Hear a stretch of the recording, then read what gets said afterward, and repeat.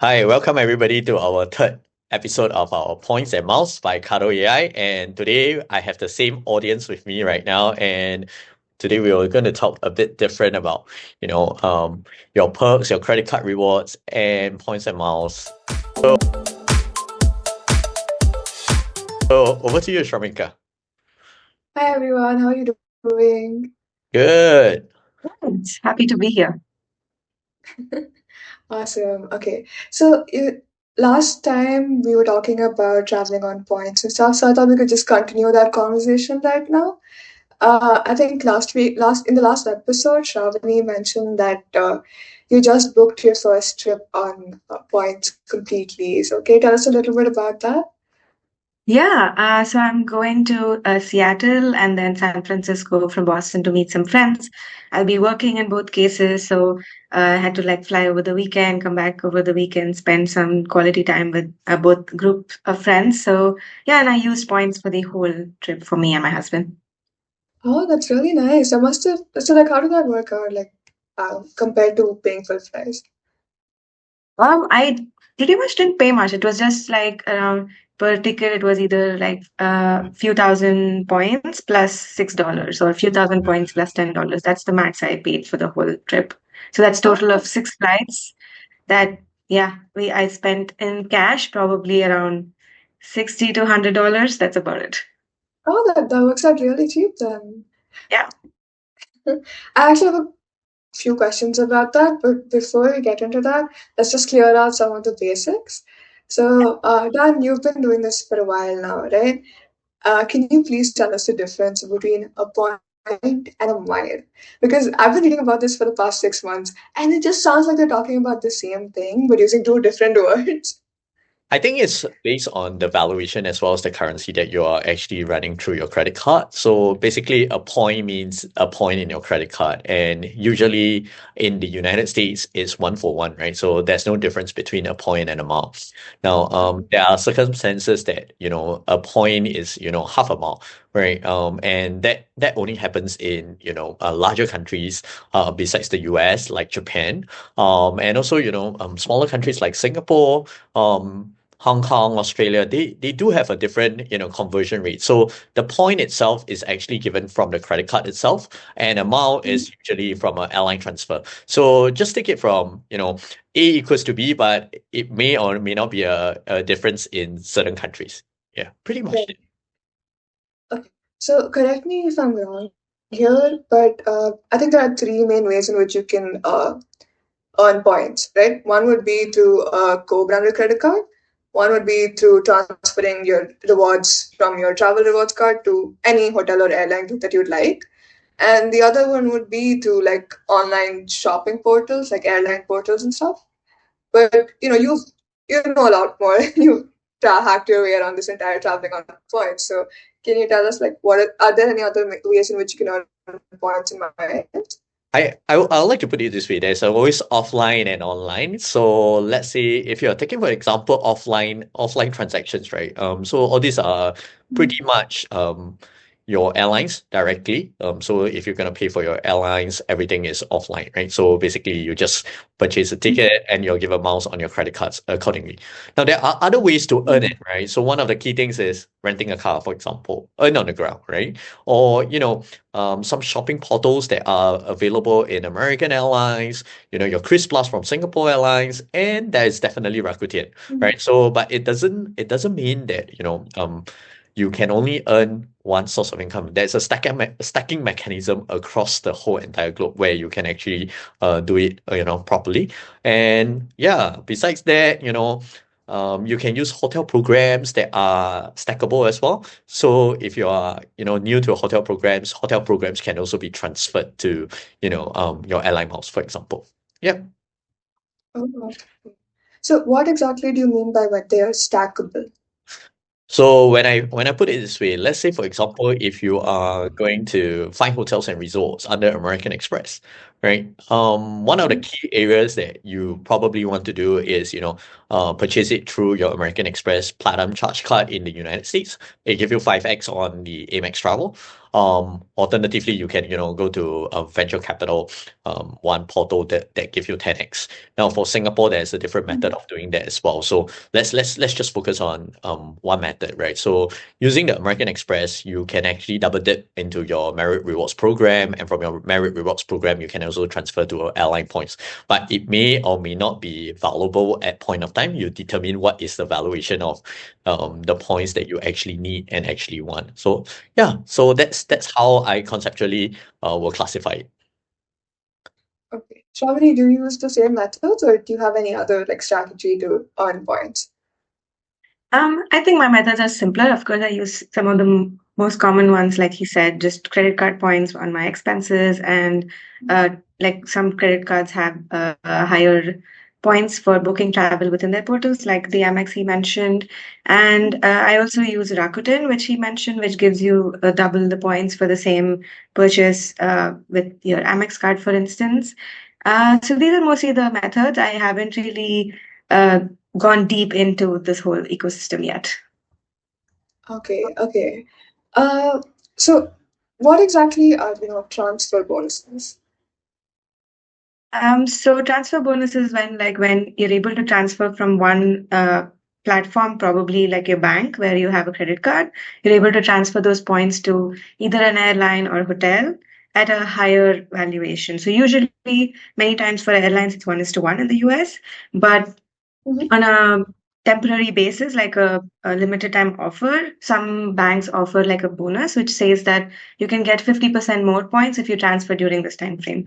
So for every point I transfer, I would get 1.5 points. And you have to, these are limited time offers. So they keep changing every month, every few weeks. So you have to keep an eye out on how to do this. Okay, so how do you come across these transfer bonuses? Well, one way is to follow KardoAI because they keep posting about it and keep everyone updated on it. And the other way is to look into your own credit card portals. You have to just remember to do it, which is why I find it easier to just follow Cardo and see what they're posting and be updated on that. Mhm. But within your credit card portal, where you can transfer these points, they show the bonus offers. And sometimes it's also from the Okay. airline side. For Um, example, Etihad recently had an offer where they would give you the bonus from multiple transfer partners. So that was like 15 to 20 banks all over the world. If you could transfer points, then Etihad would give you the bonus. So it's both ways. So you have to unfortunately keep going and digging into each of these platforms to know what's happening. But if you follow a place like KardoAI, then you can just be updated like that. right. Would be very convenient. Dan, well, what sort of transfer bonuses? Like, what has been the best transfer bonus that you have come across? I think I'll take a good example with build rent day. So usually on build rent day, they have 100% transfer bonus. Like let's say for example, British Avios. I just flew from London to San Francisco. And Avios is one of the key program that I actually uses. I don't really fly this route. Not that I'm a fan of Avios. But having said that, if you have 100% transfer bonus, that will mean that you just need to transfer 26,000 miles across um to your airlines, and then thereafter you just got to travel with 52,000 from London to San Francisco. So I think that's a good way to actually transfer bonus. I only use them as and when I want to use them, and also I don't speculate. So let's say for example, I don't speculate like, okay, this is a 30%, it's good, I will just transfer it, because I don't want to have open miles. Open miles is usually things that you leave in the airline program and then it get expires, so on and so forth. So Right. I only do it when I want to travel. So I do the airlines transfer bonus based on the type of pattern or ways that I want to travel with. Yeah. Oh, okay. But okay, this is like a side question, I guess. Wouldn't it be at a loss for the airlines to give transfer bonuses, or like is it uh in fact beneficial for them because there are more people flying now? I think questionable, right? So who is actually paying for the miles, when there's a transfer bonus? Potentially these are the credit cards merchants that are actually paying for it. And then in terms of, your banks are actually paying for the miles. So with all this transfer bonus, they actually put it up for you to actually transfer at a better rate, right? So someone must be paying for it. And typically these are the credit card companies that wants you to transfer out of the current program so that they can actually exercise some of the miles that they are paying for. So at the same time, you might know that some of the banks are going through the expiry of these miles as well. So it helps to actually turn down their costs. I think this is more from a churning perspective. Yeah. Right. Okay. I recently came across the concept of hotel loyalty tiers. Dan, can you tell us a little bit about that? Well, I think this is 101 ways of skinning a bird. There's a lot of hotel loyalty programs across, and one of my greatest one will be Hyatt. I'm a big fan of the Hyatt Rewards program, right? Besides that, I think the Marriott has been now over the past couple of years, and I would say after the Starwood rebranding, Marriott has been taking out the breakfast credits for Ambassador Elite as well. So if you ask me, I would say the concept of hotel loyalty tiers are good if you're loyal to one brand. And currently I'm quite loyal to the Hyatt as well as the Marriott brand. And there are ways to actually churn out a very good membership. It depends on what kind of membership do you want, and whether you want to be a globalist with Hyatt, or you want to be an ambassador elite with Marriott. But if you're a beginner, I highly recommend to focus on one first before you actually double dip on multiple, because you probably need to actually spend it well. And it depends on whether you are a world traveler or you are just traveling for the fun of it. It really depends. So I don't have a hard and fast rule about how you actually run your hotel loyalty programs, but at the same time, conceptually, it should work for most people who wants to travel. Yeah. So, what exactly would be the difference from me being a silver member to an ambassador elite member in Silver Marriott? member, you probably won't get a lot of perks compared to an ambassador elite. So like room upgrades, breakfast that will be given to you. Also, the tiering mechanism, and also additional bonus points that you stay with the hotels itself. And definitely not something that I started off with silver as well. So when I was not traveling heavily, I was still, running a silver, and now currently ambassador elite for the last 8 years. Yeah, since the Starwood program moved over. Yeah, couple of years. How do you rise the ranks? How do I rise the rank? So there are credit cards that actually gives you 49. So you just need to, in only certain countries, UAE is one of them, US is one of them. So if you have the Merit business card together with the Merit Amex card, depending on which one you're on, they will give you up to the Brilliant card actually gives you 25 nights up, and then another 15 from the business reward. So you start at a 40 nights and you already am there. But if you are a Centurion member, then you probably start off with a gold directly. So there are ways to actually get your merit status up. Yeah. Oh, so this is based on the number of nights that you spend, is it?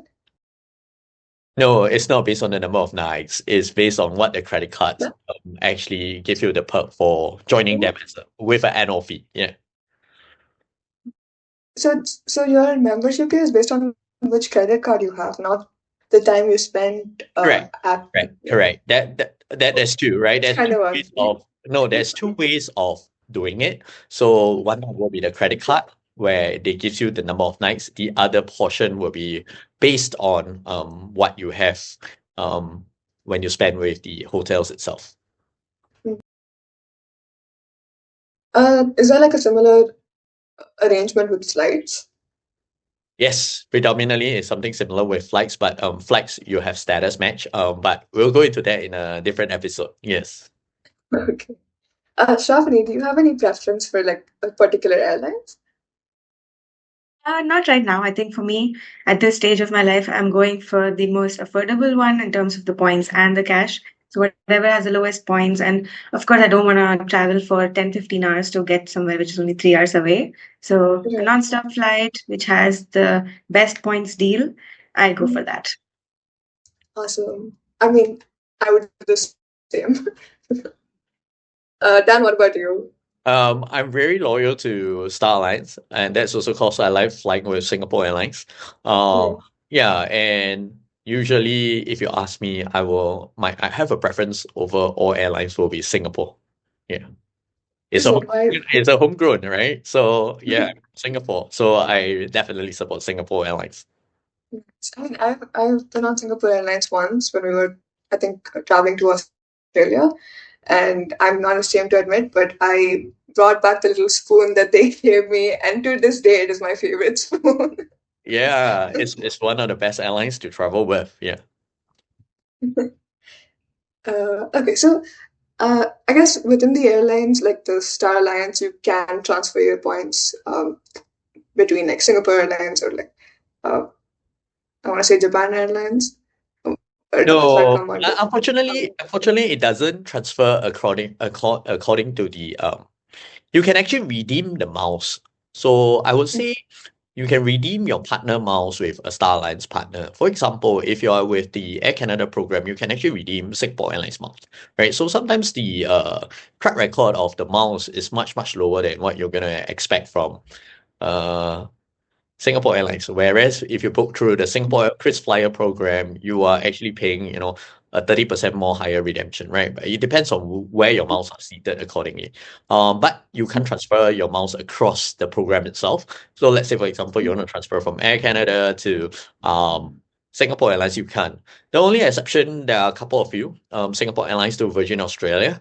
There are also, programs like Hawaiian Airlines to the Alaska, and then of course the Avios program where you can transfer Aer Lingus, Qatar Airways to British Airways, or vice versa to that program itself from an Avios perspective.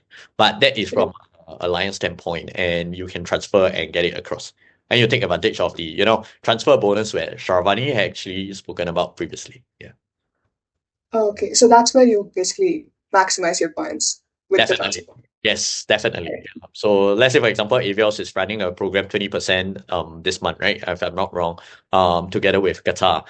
So these two programs are on the rise, right? So if you do not have enough points from British Airways, you can transfer it to Qatar, Qatar to British Airways. And that's usually how I do it. Yep. Okay, so circling back to Shravani's trip, last time you'd mentioned that you had 3 credit cards. So, how long did it take for you to accumulate the points that you needed to book this trip completely on points? Quite some time, I would say. I think I used a lot of my points from Build, which is a big chunk because you earn for every dollar you spend on rent. And I used a big chunk of my Chase credit card points as well. So yeah, I think I used up a lot of the points that I earned over the last 6 to 8 months. But since it was a big trip for 2 people, I think it was worth it. Yeah. So, like, did you? I'm sorry, is this invasive to ask you which airline you booked on, or you can Yeah, share no, only. it's okay. So let me think. I booked one of the flights, some of the flights on JetBlue, which is between Seattle and San Francisco, because that flight is very short, not very short, but it's like 2.5 hours, and it cost only around 4,000 points plus like $6, so it's pretty cheap. Yeah. For the flights from Boston to the West Coast, those are United and American Airlines, based on which was the cheaper option. Um, what was good was that the one of the flights, I don't remember which one exactly. If you looked at it on their own website, it was more expensive than when you booked through Virgin Atlantic. So I went through Virgin Atlantic and I booked it through that. It was almost 25% cheaper in points itself. So I Oh. think Virgin Atlantic has limited offerings, but when they do have offerings, it's definitely much cheaper to book through them. Hmm. So, do you have your eye on any other travel cards for the future? Not right now, because I don't have a specific preference for airlines. But I might increase my credit card base itself because I also want to look into Capital One and Citi probably because they have different offers, different transfer bonuses, and I want to make sure I have access to everything. Right. Best of all the world, yes. Okay, Dan, what's the best travel cards that you have? And you have a lot, so you should give Oh, us the detailed. no, in the overall, my favorite best reward travel rewards card will be the UOB Ladies card from Singapore.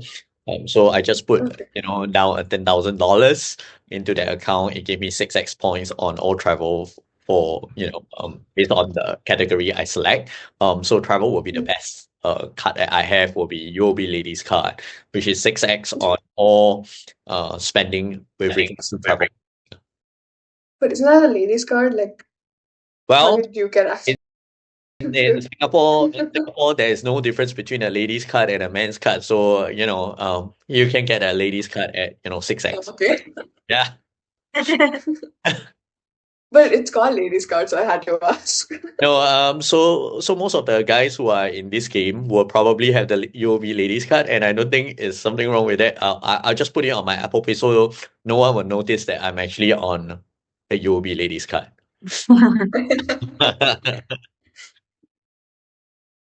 I actually looked into that card, and you can pick your two categories as to which one you'd like to earn points on, right? That is correct. And if you have 100,000 to spare, it will get out you up to 10x.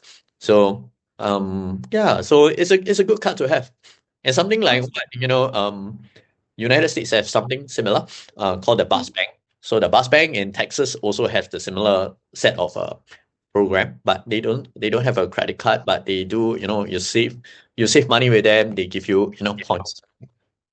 That is the one with the American Airlines, right? Yes, that's correct. Okay. Awesome. Shavani, what would be your advice for someone who's getting their first trip on points? Plan Um, ahead or what sort of Yeah, definitely plan ahead. I booked, I think, my trip like a couple of months before I was traveling, and I waited for transfer bonuses. So I have like the highest value for every point that I have, and yeah, that's like the basic tips, I think. And then what I found really interesting, which I haven't done yet, is the indirect transfers, like what Dan mentioned. You can transfer to first one airline and then to another airline through that, or because of the alliances, you can just book it through that as well. So that's actually pretty cool, and it's not just depending on like the existing transfer bonus system. So that's something I will look into next. Awesome. Dan, what would be your advice for someone who's getting into like travel rewards cards? Um, Pick a place that you want to go. And then, the next part is once you have already chosen the destination you want to be on, choose an airline that you want to fly with. And thereafter, tail down to, the type of cards that you should apply for. So if I were to be brand new to this all over again, choose something that that has a lot of transfer partners so that you actually open up more options for yourself. So one of the key will be, in US will be American Express. In Singapore you have your HSBC as well as your whoever not that is there, which is City. So yeah, so you have good transfer partners across various cities. So yeah, choose something that has a lot of choices so that you need not be Yeah. locked to one at a point of traveling, but enjoy the whole process of doing it. Awesome. You had started out with Miles as your first credit card, right? I will always start off with miles, and I never pay for my travels except for the taxes. And yeah, here I am. I enjoy doing what I love to do with miles. Yes. That's really nice to hear. All right. I guess that concludes today's episode of Points and Miles by KardoAI. We covered a lot of ground today, from understanding what points and miles are to like practical tips on how to make the most of them. So thank you so much, Dan and Shavani, for sharing all of that wonderful insight. And to the audience, remember to plan ahead, take advantage of the transfer bonuses and indirect transfers, and use KardoAI app to get the most points in miles. We're coming up with something really cool soon. It can help you make a lot more trips to luxury hotels. So stay tuned. Make sure to subscribe. Make sure to follow us on Instagram, on Spotify, on Twitter, everywhere, because we will be revealing it next week. Don't forget to subscribe, guys, and tune in next week for another interesting episode. Until then, have a great day. Happy travels. Goodbye. Goodbye. Bye.